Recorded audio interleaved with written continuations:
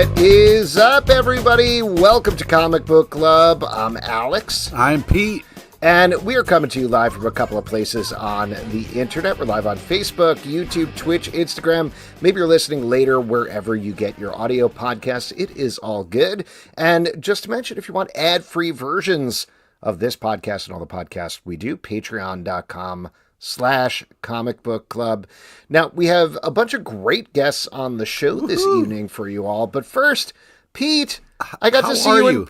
How am I? Yeah, are you feeling okay? Have you recovered? We saw each other in person, and it got a little goofy. It got a little crazy. It did. We went absolutely wild. This weekend was BIX, the Brooklyn Independent Comic Showcase here in Brooklyn. That's Comic right. Book Club, which is the show that you're either listening to or watching, had a table there. And Pete came in town for a hot minute there. That's right. Yeah, we went and saw a Nat show. We went out on the town, and you said to me, you're like, hey, I'd love to hang out, but where would be the hardest place to have a conversation? I was like, don't worry. I got you, bro. You were like, no, I want something where the volume changes song to song. I was like, I got you. Don't even worry about it. He's like, no, but if I'm talking to the bartender and then 8 people come running in dressed like Barbie, I want them to immediately ignore me and then go sing and dance for 10 minutes. I was like, don't worry about it, man.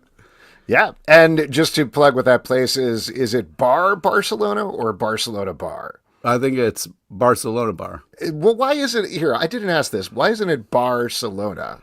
Maybe it is Barcelona. Maybe. Honestly, we don't know. Yeah, we don't know. Look up Barcelona on Google and you'll probably end up there, I'm sure. Yeah, a good friend of ours, Ryan, who's been on the show, is a bartender there and a fun guy to hang out with. Yeah, so, if you were coming to the live shows back in the day, he was one half of Truth Serum, who were one of our regular guests back when we were at the Pit, and he is bartending there. And just to give some context to what Pete is saying, if you are a geek, as I assume a lot of our listeners and watchers are, this is actually kind of a very fun bar to go to, because if you order specific shots like at the Harry bar, Potter shot, they do a whole performance thing. Like, yeah, you were saying the Harry Potter shot.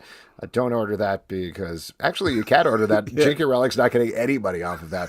But they do a butterbeer shot, and then like he dresses as Harry Potter and does a whole choosing ceremony with a sorting hat. Yeah. My favorite part was they had somebody ordered the Top Gun shot on our side of the bar, and they started playing Danger Zone, handed everybody sunglasses, had the like 2 wavy things, and he was shouting at everybody like a drill sergeant.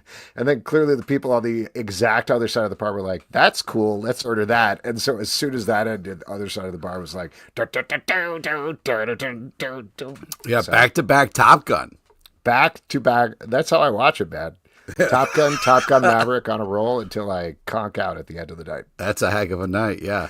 Hey, speaking of a heck of a night, we've got a heck of a guests this evening, Pete.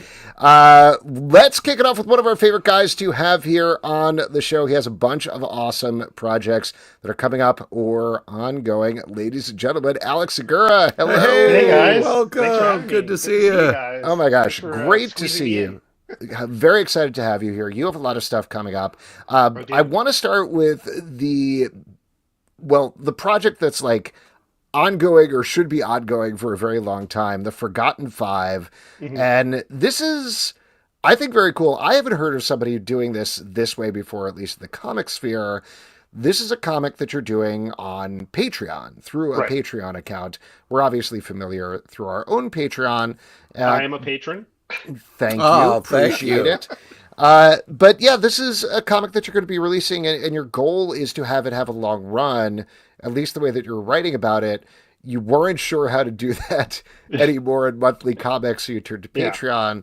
Why Patreon, and how does that work?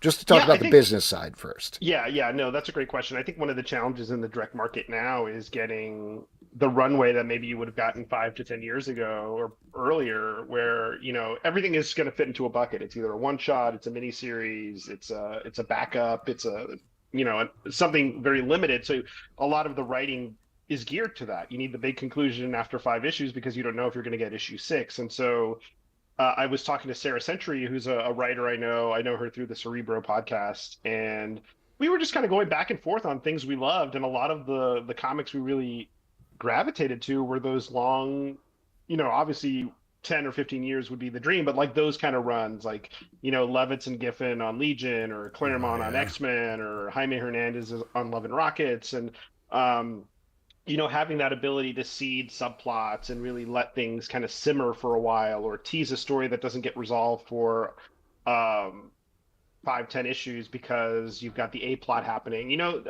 What really drew me to comics as a kid and as a teenager, those kind of long running series where you knew, okay, these people are going to be on the book for a while, and I can kind of lock in and buckle up and enjoy the ride.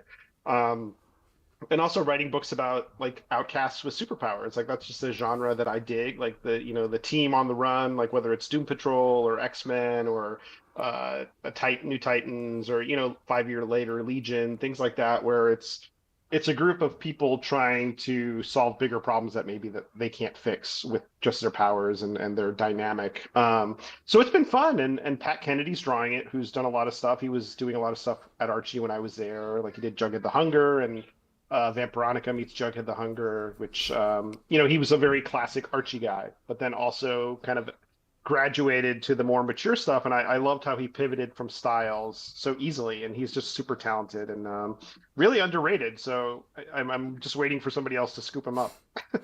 Well, not to keep drilling in on this, but why Oh, Patreon? Patreon. Yeah, I mean, we've seen a Yeah. lot of people post stuff on Substack. We see people obviously on their own websites and stuff, but why Mhm. was Patreon the right platform for this? It just felt like the best way to directly engage with the community for this project. I have an active Substack that I could have used, I guess, but that's my sub, not to be proprietary, but it just felt like I didn't want to flood the zone with all the other stuff I was doing if somebody just wanted to read the Forgotten Five. They just want to Mm. lock in and read this project. And that way it's a Mhm. very siloed, unique thing. And we're speaking directly to people that want to read this comic. And I thought about Kickstarter as well, and maybe we will kickstart the collections, but that feels also very like, here's the one thing that you're going to fund, and then you have to really wait for that to cycle through, send it all out, and then you can start the next one. And I really wanted to just get to the story as quickly as possible and get people pages. And as we accumulate issues and content, then we can say, okay, we'll do a print collection, we'll partner with this publisher, or then we can kind of control our destiny there. But Patreon felt like the most immediate way to connect with readers. Yeah, no, I love that idea. I love that you're doing that because it does feel like, not to get too wonky here, but we've been Mm-hmm. doing this thing, a growth pilot program with Patreon where we Oh, talk to them a cool. little more directly. And I've certainly really enjoyed it because it's let me experience a bunch of other creators on Patreon who are Mm. using it in some in similar ways, some in very different ways. But there are a lot of artists and art things on here. But like I was saying earlier, it feels relatively unexplored in the comic space. Yeah. So you're a pioneer, Alex, I guess Yeah, is what maybe I'm by saying. accident, or I just fell into it. But like I've read a lot of comics on Substack. I've read a lot of comics on Webtoon and things like that. And we may like cross post to other platforms, but we definitely want the patrons to get the exclusive like first look and give them some time to enjoy the stuff as it comes out. And then we'll see about finding it in other places. But it's been fun. We released the first chapter about a month ago. Um, we'll have the second one in a couple weeks, and we're just chugging along. Yeah. Before I forget, I did want to mention every week on the show, we have a cocktail that is either curated or created by Brett Macris, aka Stray bullies. who is Nice. a chef at an awesome restaurant called Shift down in New Orleans. And this week he created the Forgotten Fizz, Oh, nice. which is a cocktail that has aged dark rum, blue curacao, lemon juice, simple syrup, egg white, yuck, Agdasura bitters, club soda, and lemon peel. I'm sorry, I just don't like the egg white in the cocktails. But it's delicious anyway.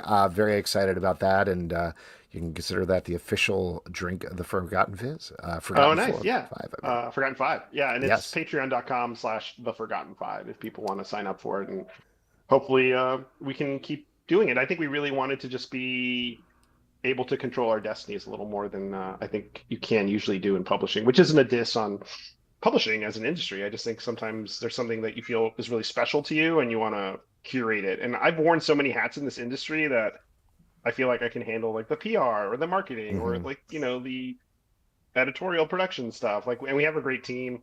Priya Saxena is editing, and Chaz Pangburn is lettering. And we're releasing the pages in black and white first to Oh, really give cool. that indie vibe. And then, once we print it, if we find a home for it, we'll color it and give it a coat of paint.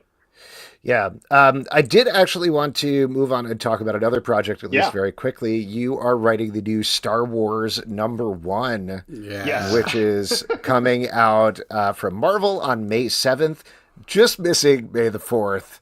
Yeah. Was there any thought about, I mean, you don't control the production schedules there, but Or the calendar. I guess. So We what is will it? have a It's, free comic book day story oh, on. that's right. Yeah, Yes. Okay. so you can not buy it, you can get it and then wait a day, and then on May the 4th you'll have a new Star Wars story. But yeah, Hmm. it's exciting. I mean, So Phil this is the Noto, first issue of this new property, Star Wars. What can yeah. you tell us about it? I assume it's Yeah. people like stars Yeah, fighting, it's or like big not balls of gas or yeah, whatever. not as popular as the Forgotten Five, so it's definitely a more indie project. I mean, what can you say? It's Star Wars #1. Phil Noto, who to me is like one of the definitive Star Wars artists. Oh yeah. Like every time I look at something Phil does, it feels like it's definitively Star Wars. Like he just get not only the likenesses, but just the style and the scope he brings to all these things. It's really intense. And when it's funny because I was writing the Battle of Jakku book, which was 4 issue miniseries that kind of cover that gap between the end of Return of the Jedi and Battle of Jakku. And I was asking them, the editors, I was like, "Do you want me to set up anything for the next person to take over with the ongoing?" And they were like, "Well, you are in close contact with the next person, which is you." And so that was a cool way to find out that I was That's fun. writing the book. And Oh wow. then I found out Phil was doing it, and it was just I've known him, since I was at Wizard in the early 2000s. He's just one of the sweetest guys in comics and super talented. And I could just type in the phone book and he would make it look like Star Wars. So I'm a very very lucky guy. But it's a really untapped era for Star Wars in that it's right after Return of the Jedi. There's still some runway before we get to Mando and the stuff that happens there. So it's about developing these characters within these small windows. Like Luke is really looking to figure out his place and try to recalibrate and piece together this Jedi lore that is so important to him. Leia is trying to start the New Republic, which is fraught with its challenges, and Han has just become a father and is trying to really become a good husband and leave his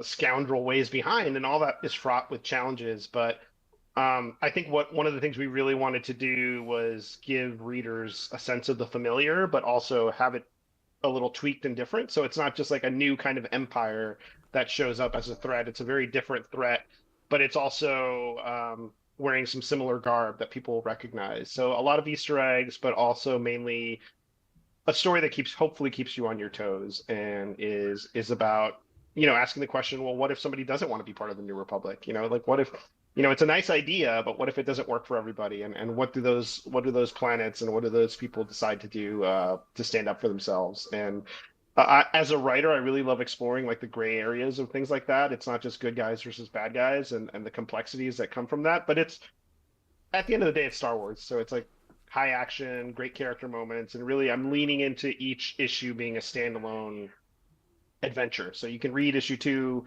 and not miss anything really from issue 1. There's a bigger arc that if you do read everything, you'll get something. But I'm almost trying like each issue, it's almost like a little different genre. The first Mm. one is Oh classic wow. Star Wars. Issue 2 is a little bit more like a Western almost. Issue 3 is like a heist. And we go from there.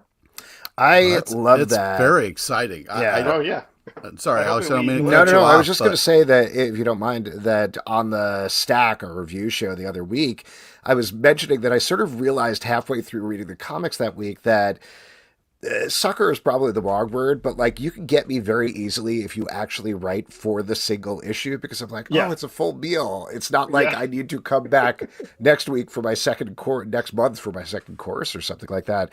And it Yeah. feels like, I don't know. I feel like there's sort of a turn in the industry where it's taking a while, but it's coming back from, oh, we got to write for the trade to, no, we got to figure out how to get people to actually read monthly comics on a monthly basis. Yeah, I mean the issue, and this is something that my editor Mark Panicia, who's great, emphasized. He's like, we want these issues to feel like you said, like something unto themselves, not just a Hmm. piece of a bigger puzzle. And so you'll get the trade hopefully, and you'll see it's a bigger story. But each issue this sounds so rudimentary, but has a beginning, middle, and end. There's a conflict, it's resolved, and then there's a cliffhanger that hopefully pulls you into the next issue. It's all connected, but the idea is that each of these issues will stand on their own and be fun, hopefully, and entertaining and high action, and give Bill the chance to draw cool stuff that makes him he's a huge, obviously a huge Star Wars person, a huge Star Wars fan. So I know if he's excited when he replies to the script and he's like, "Oh, this was so much fun to draw," I know I've accomplished my mission. Well, I just hearing about this, I got very excited. Then when I heard about the team, I was kind of blown away. So to hear you kind of talk about it that way, that's even more exciting. So I thought I couldn't get any more amped up, but now I am. Let's see if I can get you even more amped up. Yeah. Well, on that note, let's see if we can get Pete more amped up. Are there any other projects you want to plug? Oh yeah, next or tomorrow actually, the final issue of The Question All Along the Watchtower hits, and that's right. Me and Key and Torme for DC, and that's I kind of pinched myself because it's Renee Montoya as the sheriff of the Justice League Watchtower, and that in and of itself felt like a really cool high concept. And then Paul Kaminsky asked me, he's like, we should build a team around Renee of other heroes at like her support staff. I sent him a list of characters. I didn't think he would approve it. I was like, this is really out of left field. Like Animal Man, 2 Blue Beetles, Evie and Nightshade, Batwoman, and he was cool with it. So I got to write literally all my favorite DC characters in one series, and lots of old school Reign of the Supermen stuff happening there. Cyborg Superman, Eradicator, Conduit, if you know those Superman deep cuts. So it's been a blast, and it's also, I hope and I think, very true to the Renee that a lot of people love, like the Greg Rucka Renee and the Renee that we're familiar with from that era, and because I'm a fan of that Renee, and that's the Renee that speaks to me. So there's a lot of nods to her lore and some surprise guest stars that are important to her too. Awesome. Yeah, you've been killing that. Congratulations. Yeah. Thank you. Yeah. Very excited to check that out, which I haven't already. So if I had, I would say great job and it ends well, but I haven't. Yes. In any case, Alex, congrats on all of this. Congrats on guys. everything they're doing, and we'll chat with you soon. Yeah, thanks so much for coming on. on. Appreciate you guys having me. Take care. All right, bye. All right, just to plug that stuff again, Star Wars #1, as mentioned, is out May 7th from Marvel, as well as the free Comic Book Day special, which you can check out on May 3rd. That's this Saturday. Very exciting. And the Forgotten 5, we drop this link in the chat here, but patreon.com/theforgotten5, 5 all spelled out. And you can check that out there. And that is an awesome project to support over on Patreon. Please do. Oh, yeah. Now, why don't we move on to our next guest? He is one of the creators behind the new book, Super Science. Chapter 0 is coming out tomorrow from the Lab Press. And then a whole hardcover graphic novel is coming out on June 24th. Ladies and gentlemen, N. Alessandro K. Hello, welcome. How are you? Thanks for having me. Oh, thank you for coming on. Excited to talk about this book. But before we do... we have a little you have something to plug, right? Oh, yeah. First thing is we are giving away copies of Super Science Chapter 0. Oh, wow. It Look is at that cover. It's not a contest. The first 20 people who send their name and address to freestuff@thelabpress.com will get one of these signed by request. Be signed by me. U.S. shipping only, but it's not just continental, so people in Canada and Hawaii can have this. It's a cover by Tuolote, who's amazing. Interiors by M.K. Perker. Interiors. Oh, wow, yeah, look at that. All that good stuff. So we're hoping that, go to freestuff@thelabpress.com, and this could be yours. Nice. There you go. And for anybody listening on the podcast, it's as usual, awesome cover from Tuolote. The interiors are pretty awesome as well. And it is coming out on stands tomorrow. But if you email freestuff@thelabpress.com, the first 20 people, you said, right? Yeah. They're going to get, there you go. So shoot them your address and you'll get this great book. But people probably want to know what's inside of the book. They probably want to talk about that, know about the pitch. And this is a wild world that you have set up in here. Can you distill down the pitch for me? So I think the best way to do is kind of talk about my inspiration on it. Sure. It's very much like a character piece in a weird world.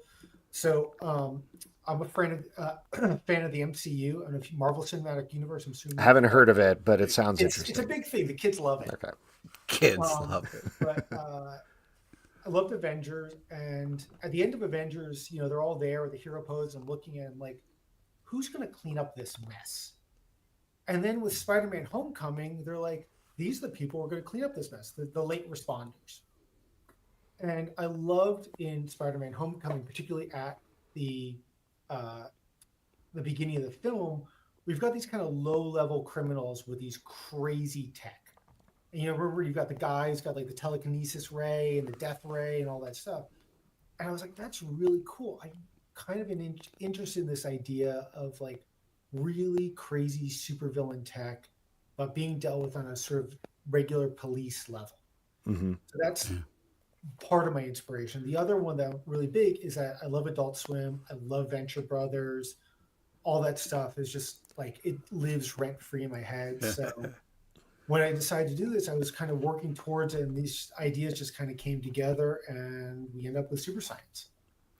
Cool. What I love about this book is, like you're indicating here, there are so many things going on at the same time, and it feels like the world could go absolutely anywhere at any time, which I understand is part of the appeal, but as a writer, how do you then put limits on yourself? Are there any guidelines or guardrails that you put there? It's an interesting thing because like I said, I love Venture Brothers, and when I've watched the entire series multiple times, but as a writer, one of the things I realized about the show is the show's always about fathers and stuff.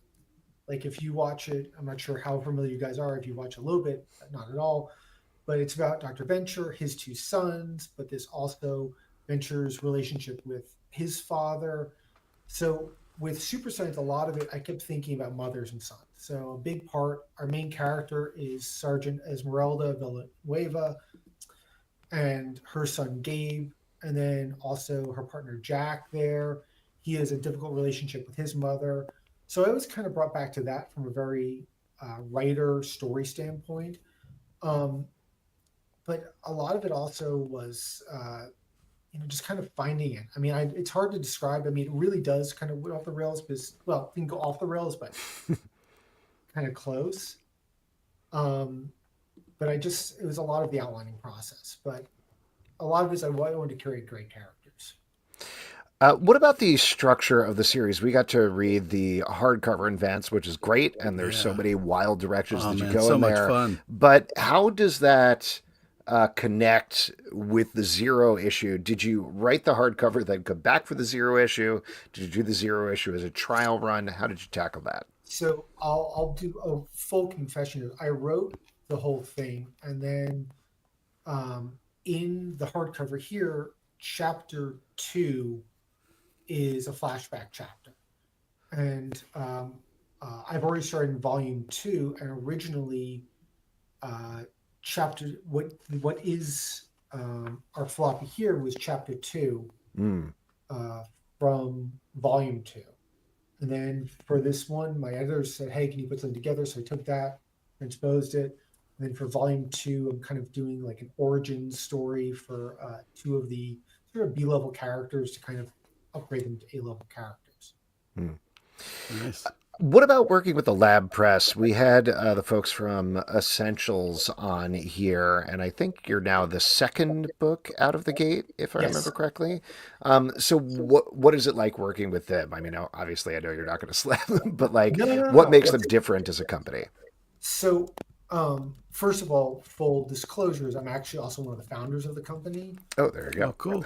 And so you're definitely not going to slap them. Oh, definitely not. I mean, they'll make fun of us, but that's just how we are. And part of this process was I really wanted to actually write this as a writer. So that's why I have like my kind of founder name and then the N. Alessandro nom de plume that I came up with, and sort of built this writer identity for myself and channeled through that. But we really wanted to have a lot of fun with it, which a lot of people do. and we really wanted to create really high-end books. And it's been really great working with my own company as an independent writer and going through the process as a writer with our editors and having him speak to me as I was a writer, and treating me not with kid gloves or anything like that. Be like, hey, this chapter, this is going on too long. This isn't funny. Can you do a little more of this here? Hmm. Cool. Well, then to talk to you as one of the guys behind Lab Press, overall, now that you are 2 books in here and assumably working ahead, how are things developing as a company? What has changed? What challenges have arisen? It's been really good. Obviously, my team is awesome. It was, Super Science. I wasn't sure when the book would come out in our slate, if it would be later this year. And then Dagan, our editor in chief, was like, no, let's do the second book. This is also a good time to mention that you had Luke and Doc on with Essentials, which I love. And this is shared universe with Essentials. And you will get little teasers of Essentials stuff in this. Volume 2 gets into it even more. And then Volume 3, you will definitely see the overlap of Essentials and Super Science. I didn't realize that at all. I kind of assumed, based on the slate, that they were all separate graphic novels. Are you building an overall connected universe, or is it just Essentials and... For now, just Essentials and Super Science. The other 2 are definitely different universes. Gotcha.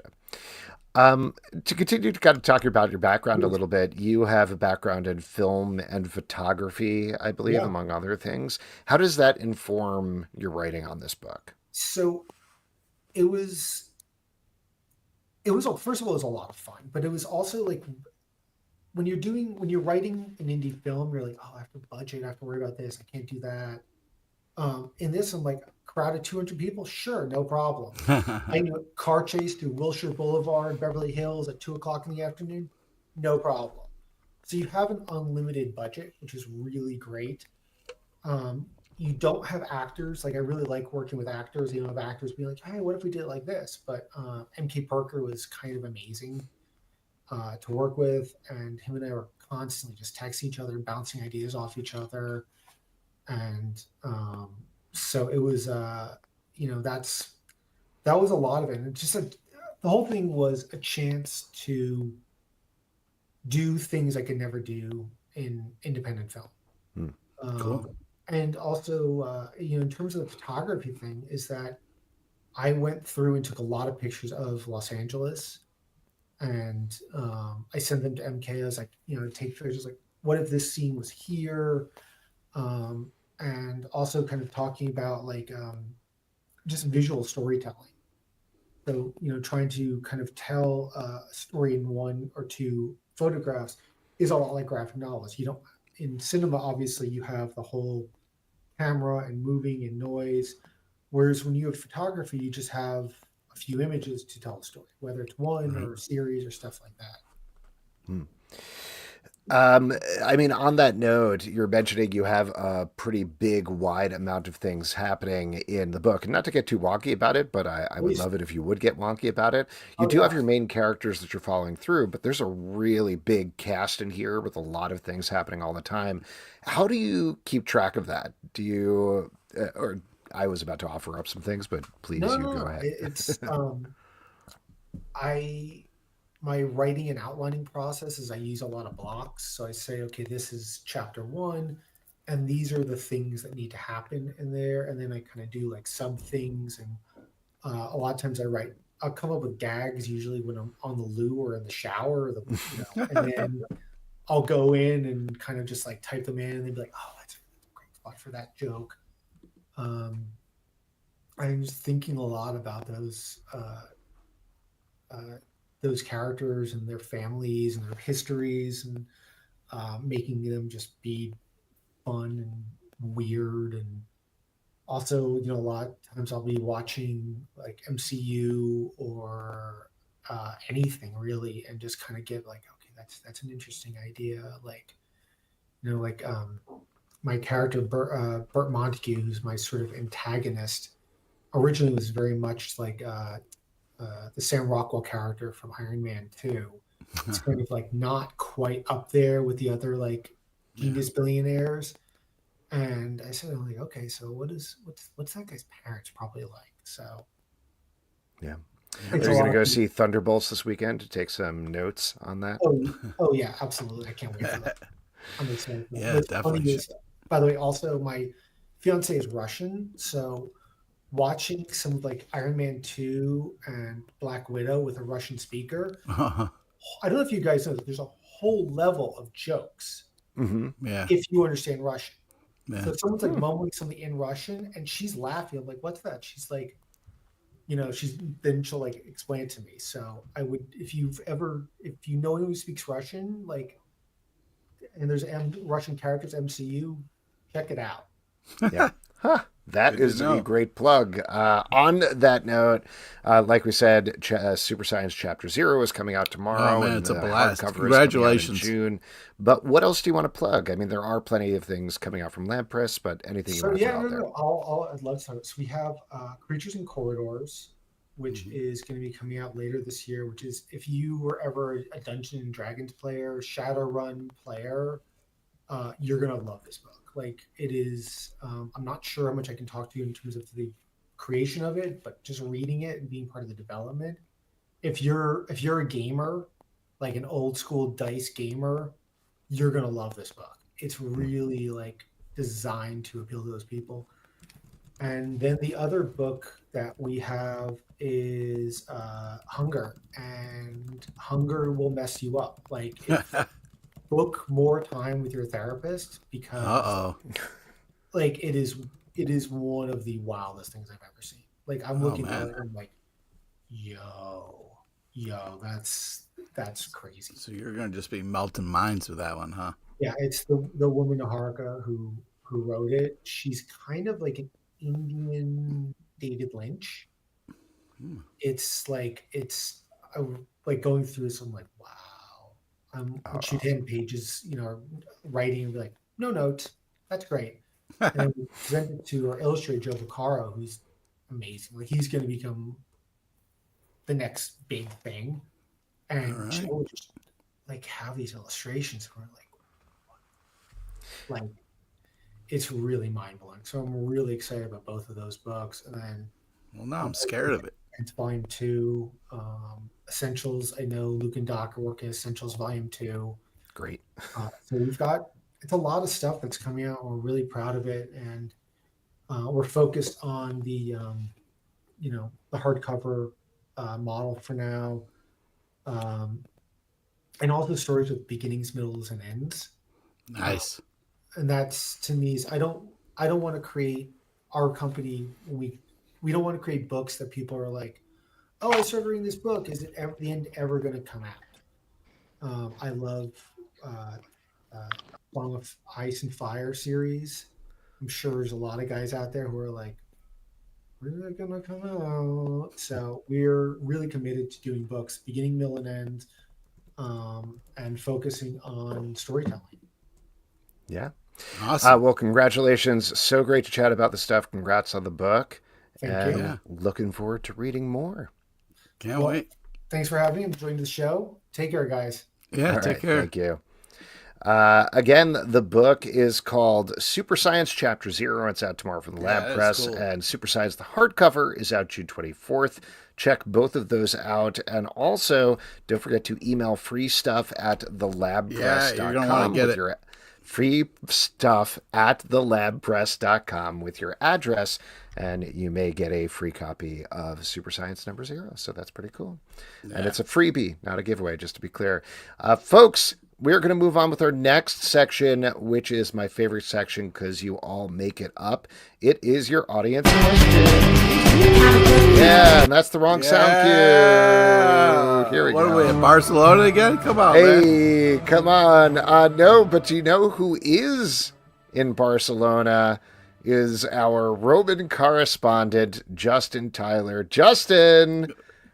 Hey, live in Rome. What's up, man? You all right over there? Are you the new Pope? Not yet, but soon. Can you see anything? I'm on the rooftop of this Airbnb I'm staying in. Oh, All I what's that see is behind you? Is that blackness. the Leaning Tower of Pisa? I don't know what's in Rome. Yes. Wow, dude. No, this is oh no, you can't see anything. It's too dark. Yeah, it's way too It's dark. late here. The people staying in my Airbnb are sleeping. So that's why Mm. I'm up here on the roof, risking my life to come say hello. How are you guys? Hey, man. Uh, How's pulping it up going? yeah, Pretty do good. you want to tell people what you're doing? For those who don't know, you're picking the new pope, I believe. You're I'm picking super the new pope. I religious mean, now.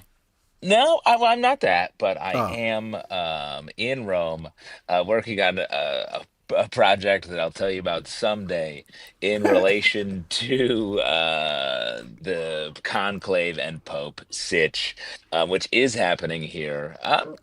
I'm not saying I may have a vote, but like I started on a light ultimate frisbee league with some of the Cardinals, and we're oh having a lot of shit, fun. dude. We're having a Nice, lot of bro. fun. The key is leading them. You got to lead Yeah, them. and You know you're what I off mean? Let them site, run That's so exactly underneath right. it. yeah. Yeah. You're the designated survivor, I believe, for the Vatican as well. Yeah, they choose a random podcaster to come in and be like, "All right, if something weird happens, you have to take over."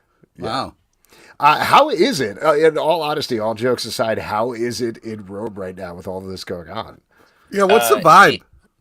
it well, it's starting to calm down a little bit. I mean, the I literally attended the Pope's funeral with 240 Wow. 250,000 other people. Oh my god. So that was crazy. A lot of crowds of people. Uh, Were you the crying? No, I mean, Okay. shouts to Pope Francis, but I've R.I.P. since we watched the procession go by. It was a very fast driving Pope mobile that blew past us down by the Colosseum. And I've attended a bunch of other things. I'll be back. We wrap up Thursday morning. I'll be back in New York Thursday night, ready to get back Oh, to normal I life. hope so, man. I really Yeah. do. And how is the Roman comic book scene? You've probably gone to a lot of comic book stores while Yeah. you're there. Really connected with the comic book scene out here, Mhm. for sure. No, I haven't, but I will say was it a Mark Millar comic where it was a zombie or vampire attack and the only safe place is the Vatican? That's hidden. Oh, That's yeah. hidden. Do you That's feel hidden. safe? Uh, no, definitely not. The answer is no to that question. Yeah. And if anyone wants to take the secret Black Void quiz, it's on me. Hey! Yeah. You could be in Rome. You could also be.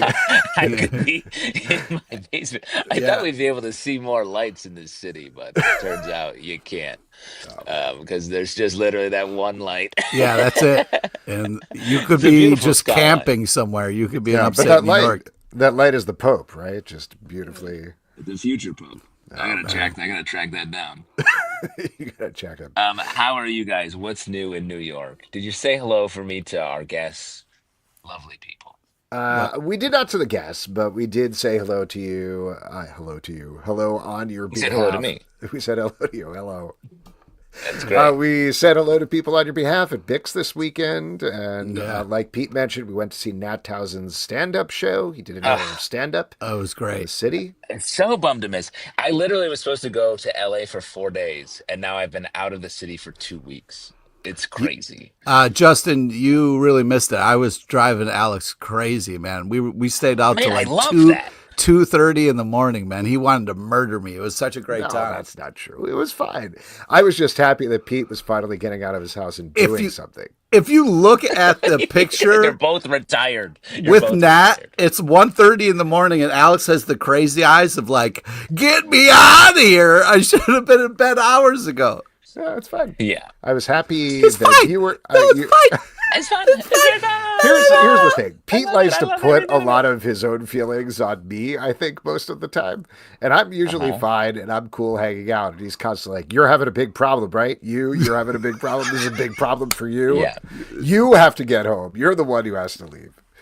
Yeah, you're like Tyler Durden if instead of a fight club, he started like a nap time. Nap club. Yep. Nap club. Hey, I don't know how sleepy you are, speaking of nap time, but we do have a Schreikler question here if you want to hang on at least for Let's that. hit it. Okay. Yeah. What's the craziest thing you've done for the podcast? Also, I want to take Pete's lock and key quiz. Ooh. Yeah. By the way, I should mention I saw Scheuchler this weekend at Bix. Oh, well. how was the Scheuch? Was And, it him or was it a puppet of him? No, it was the real Scheuchler. Was it? And we actually discussed your quiz, Pete, at the table. Oh, where it was boy. like working around possibilities. I was like, I legitimately do not know. I can't help no you. idea. I'm sorry. You're asking that you're barking up the wrong tree if you think we know shit about what Pete's doing in that little house of his. But I did give him a present in person. It was a copy of Detective Honeybear that he didn't have yet. He wanted to get that, and so I signed that and Very handed cool. it to him. He's got we're all square. your work We're now. square. He's got all Yes. he's got all your collection.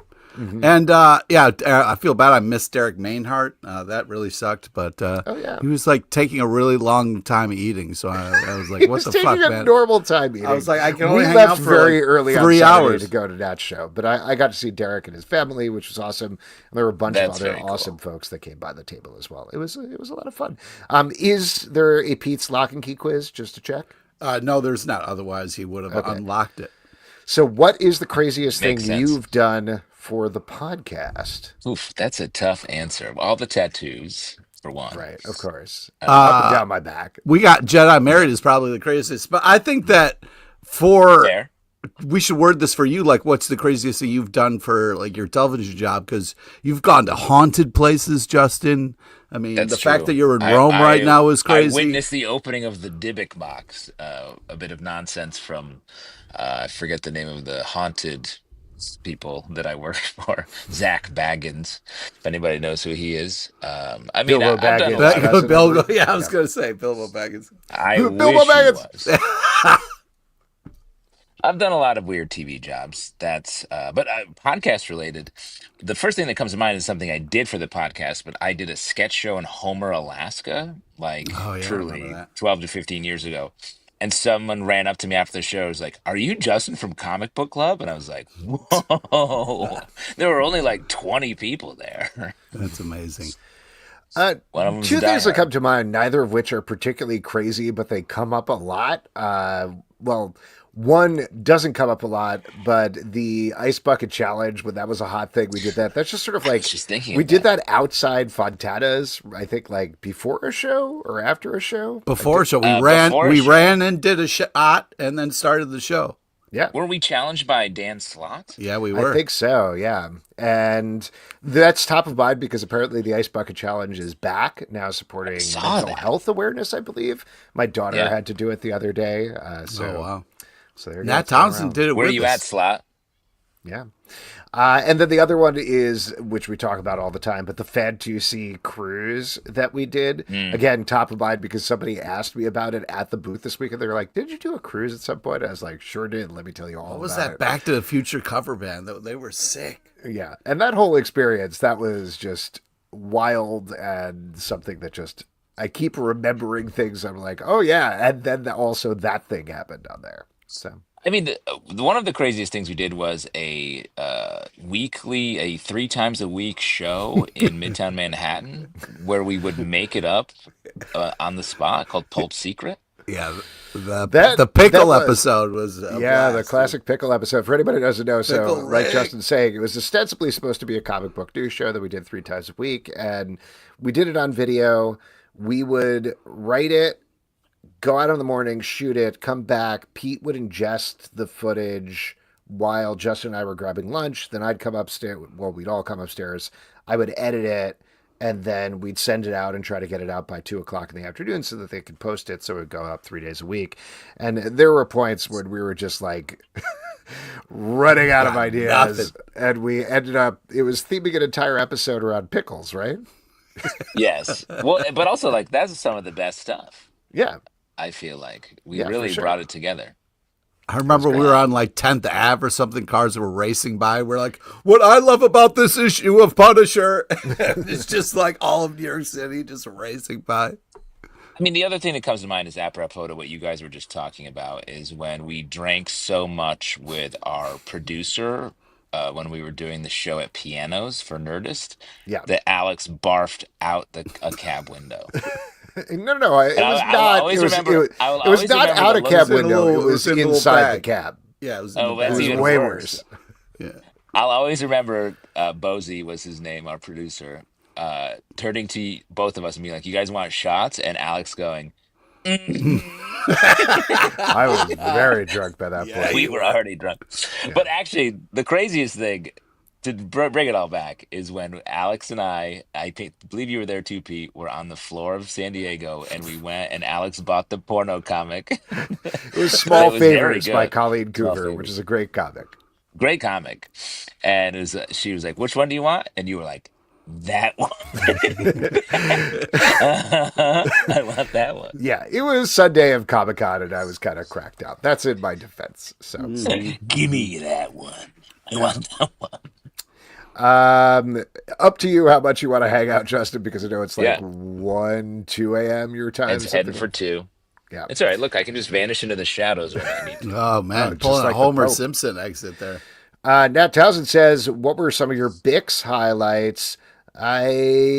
So this was a interesting con for anybody who doesn't know about it. Last year, it was in the courtyard of a place called Industry City here in New York, which is like a bunch of former industrial buildings that have been converted into like eateries. There's also some office space, warehouse space, etc. And there's really nice courtyards between as you're walking from like one building to another. They took over one outside St. Mark's Comics and turned it into an indie art fair. And it was pretty neat. I went last year. The problem was it was outside and it was very windy, and comics have a tendency to get blown all over the place. Oh, man. So a bad they combo. more than doubled the size this year and moved it inside on 2 floors. So it was already kind of a weird experience because half the con was on the 2nd floor in one building, and the other half of the con was on the 6th floor in the other building. Yeah, I only made it to one side. Apparently, mostly so did everybody else. I talked to a bunch of people who were on the 6th floor, and they're like, "Nobody's coming here. Nobody knows it's here. They could bummer. only take an elevator up," and people are like, "I don't want to wait for this," because Industry City, it's like mostly people are like, "I'm going to go hang out in Industry City and have a drink and some lunch. Oh, is there something here? I'll go to that." And that was kind of the crowd that came to this thing. So the first day was, other than seeing a lot of great people and saying hello to people, in terms of sales, they were basically like 0 for pretty much everybody. Everybody I talked to was like, man. "I have sold 1 comic today, and that is it." But it was very nice to see like all of the art that everybody was passing around. People were like running back and forth for their tables, trading different things back and forth. So that was very cool. The second day was a little better. Like, we sold a bunch of stuff for the second day, which is always nice because you make some of your money back. But also there were a lot more people that clearly came out specifically for this and were interested in checking out stuff, talking about comics and everything. So that's a very broad highlight, but like it was a very, even if it wasn't a good business con, it was a very inspiring con from the perspective of, it wasn't necessarily like a New York Comic Con or a San Diego or even one of like the comic cons that we usually go to. It was more of an art fair more than anything else. Yeah, and I would say low light, missing Derek Mainhart. A highlight was seeing Fred Van Lente and being able to kind of chop it up with him a little bit was cool. Pete came in so hot on that interview, like literally came off the train, dropped off his stuff at my place, got to the con, and I was already setting up with Fred Van Lente. He's like, "Let's go. Here we go. I'm on the mic." Wow. So. I love Pete off the rope. I guess my low light would be missing it completely. Highlight the candy bowl. Probably. Yeah. Oh man. Oh my God. Here was the craziest part about this. So I've already hyped up the genius of Pete's candy bowl, right? Like, you got to have candy. I was doubtful. Pete won me over. Nobody wanted candy at this con. They were like Brooklyn bougie. Like they were just like, "Oh, we don't." But the amount of people, the Candy's thing that was gross. confusing to me, like people, I would say free candy, they'd consistently be like, "Ha ha ha ha." I was like, "That's not a joke. Why are you laughing at this?" And then the other reaction that I get, which I can't really show off properly on this podcast, is people, I'd be like, free candy, and people would walk by, they would grab their tummy and be like, "Oh no, I couldn't." Oh, wow. I was like, "You're full? You're too full for a piece of candy?" Take some candy Brooklyn for eats. later. What are you doing? Yeah. People have different understandings of candy than you two. Oh my God! It's like Yeah, bad news. candy You guys and then are candy. everything Like else. a Like, little what are piece we of candy. doing? You could take a Starburst, put it in your pocket. Yeah. Yeah, I know how you think. That's you are Dude, I happy to say saved how you- nerds for after Nat's stand up. It was my second win, dude. I was ready to go. Wow. The other You act like reaction you that cracked the impossible cold fusion over here or something. Nerds for later, says Pete. Anyway, fun times. There we go. We got a question for the big. Okay, the new Tony Topaz show, Wild Cards, just finished season 2. We've had appearances by Pop, Nana Rose, and Dr. Curdle Jr. Now Hal Cooper is the show's secret soft reboot of Riverdale. Let's hope so. Well, so I would say, first of all, it is a show that is shot in Vancouver, which is why you're seeing all of those actors. But apparently they shot at Pops during the first season and just like redid the front of Pops to make it look slightly different and take out the sign. That's cool. Because that's just a diner that's sitting there now. So that's pretty neat. Very cool. So the answer, I guess, is no. Vancouver is a soft reboot of Riverdale, I think, is the real All in the answer. Game says, y'all seen Sinners and Thunderbolts? I can't wait to see both of them. I don't think they are showing Sinners in Rome. It's just No? like a bad vibe here. No, I haven't seen it yet because I've been away, but it's top of list when I get back. Oh, yeah. I also haven't seen Sinners. I have seen Thunderbolts. I went to see What? that yesterday. What? Yes, Pete, you probably don't even want to know my broadest reaction. Do not say. I would like. All I would right. like Take it. off your headphones. Take off your headphones. My broad reaction to it, and I put up a review on comicbookclublive.com today, so you can check it out, is it is fine. And Alex. I know. It's a bit of a bummer. I really wanted to like it. The cast is great. They're all very game for what's going on there, but it's like everything is like not quite funny enough, not quite actiony enough, not. There's a lot of stuff about people are talking about how it's about mental health, and the comparison I'm making is like it's the level of me being like mental health. Period. Yeah. What do you think? That tracks for sure. Yeah, 100%, which is a bit of a bummer. So I don't know. I think people are going to enjoy it in theaters. I certainly was prepping to write a review and talk about it on the podcast and all of these things. So I'm certainly looking at it more analytically. I've certainly seen a lot of people that have had a fun time that have seen it. So maybe I'm being harsher, but like I went in looking forward to enjoying it, and I didn't really laugh too hard the entire time, and nothing really hit that hard. And it was just like rushing up the resolution. So I don't know. A little bummed Guess about that. the hype train is over. There you go. But I'm sure people will like it more than me. Pete, you can put on your headphones again. Yes. He will be one of those people. And that's why Michael B. Jordan dies at the end of Sinners. Hey. All right, why don't we move on? I haven't seen Sinners. But That's I assume why he or does. how? Yeah. Yeah. Well, there are multiple versions Ooh. of him. Oh, I thought you were saying there's multiple versions of Sinners like Clue. They released 3 versions in theaters.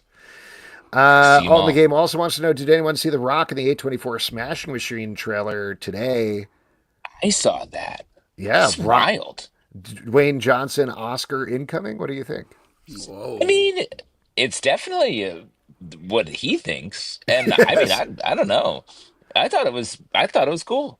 Yeah, I thought it was cool too. For anybody who's seen it, this is a true story, right, of a UFC fighter. Yes. It's directed by Benny Safdie, stars The Rock and Emily Blunt. And yeah, it just is like dissolution of a fighter as he goes down a hill of bashing up his body and using drugs and everything. It's good to see him acting again, The Rock. So we'll see. We'll see what happens. We got one last one here from Jared Sloan. Pete, if you accidentally drowned in a nostalgia bath, are you reincarnated as your child self or your adult self in the year you were born? Oh, wow, man, that's beautiful. That's a fantastic question. And let me say, Pete's answer is both. Can I please do both? Yeah, I mean, either way, you're winning in that. But I would like to think you would be reincarnated as your child self. Can I ask you a quick follow-up question, Pete? Sure. You were just making this hand gesture like you were sort of swishing wine in a glass. Yeah. Is the nostalgia bath something you drink? No, I just loved the kind of aroma and kind of like fragrance this question was giving off. It was like a fine wine. I was like, oh, I love where this is putting us. You know, it's real nice. Yeah. Oh, because when I take a bath, Deep conversations. This is dip nice. a wine glass in it and I sort of like sniff it a little bit and I drink drink it. Drink the bath You gotta water, drink drink the bong and water, bathe. always Yeah, drink come the on. water. Yeah. How else are you supposed to get the water out of the bath if you don't drink it? Yeah, exactly. Don't waste it. I got to think it'd be way better to become your adult self in the year you were born, then you can truly experience all the nostalgia you're talking about. Wow, that's the dream, right, Justin? I mean, you Because killed you don't that. want to be if you'd want to be a child now, because then you'd have to develop tastes again. New taste. Well, And I but know you you get don't to wanna do that. relive it, though. You know what I mean? You get to go again, and you're youthful again, and then you get to kind of experience it. Here's the thing: if you were born now, or even a couple of years ago, you'd be like, I don't know about all these Transformers. What? Yeah, Exactly. absolutely. Kids No don't care. way. They don't care. Yeah, that's why you got to go back in time, bro. Alex, you would like watch Transformers ironically and be like, "Oh, this is dumb." That does sound like me. All right. You're watching the Transformers movies earnestly? I Yes. have questions about that. Yeah, I do. In this year? Yeah. In this Pete year, doesn't my even lord? call them Bayformers. He just loves them unironically. And that is it for your audience questions. Whoop, whoop, whoop, whoop. Guys, I have to go. Oh, the balloons. There's a new Pope. Wow. Oh, The my God, they balloons! just We saw released the balloons! Pope's Oh, here. there's new Pope! Hey, Justin's the new Pope! Congratulations! Justin's the new Pope! Oh my God! The balloons are released in Rome. Glad we got to celebrate that together. I gotta go. I gotta go to sleep. But make sure to read your comics, the original comic book, the Holy Bible. Good night, guys. See I you. told you, he's super religious now. I called No, him. I'm not. I was just a joke. Definitely not true. Namchi bye. Bye bye. See All y'all right. soon. Bye. Oh man.